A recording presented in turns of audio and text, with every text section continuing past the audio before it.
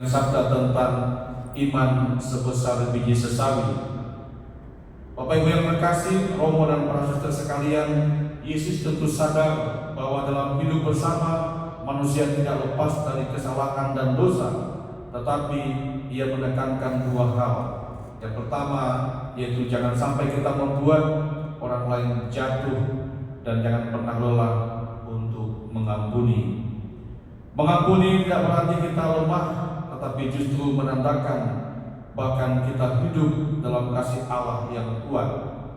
Namun para murid merasa ajaran itu sangat berat, maka mereka berkata kepada Yesus, "Tuhan, tambahkanlah iman kami."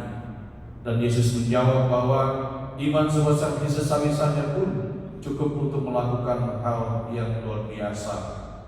Artinya bahwa bukan besar kecilnya iman yang menentukan, tetapi bagaimana kita sebagai umat beriman menghidupi iman itu dengan sungguh-sungguh. Iman yang sejati bukan hanya percaya, tapi bukan hanya percaya secara intelektual, tetapi terwujud dalam tindakan kasih, kesabaran, dan pengampunan. Maka kalau kita mau melihat orang lain itu beriman, atau hidup kita itu beriman, maka dua kategori ini hendaknya dimiliki, yaitu kasih, kesabaran, dan pengampunan.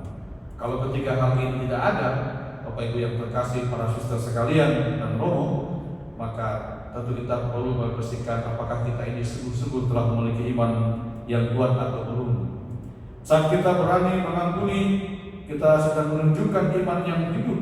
Saat kita berusaha untuk tidak menjadi batu sandungan bagi orang lain, kita sedang menumbuhkan iman yang berbuah kasih. Jadi kalau orang yang sampai saat ini sulit mengampuni, maka sama saja itu tidak beriman. Itu ukurannya gitu. Ada orang kan meskipun dia rajin ke gereja, rajin pendalaman kitab suci, rajin dalam hal apapun dalam hidup gereja, tetapi kalau dia tidak mampu mengampuni, dia sama saja tidak beriman dalam hidupnya, karena itu ukuran salah satu orang memiliki iman.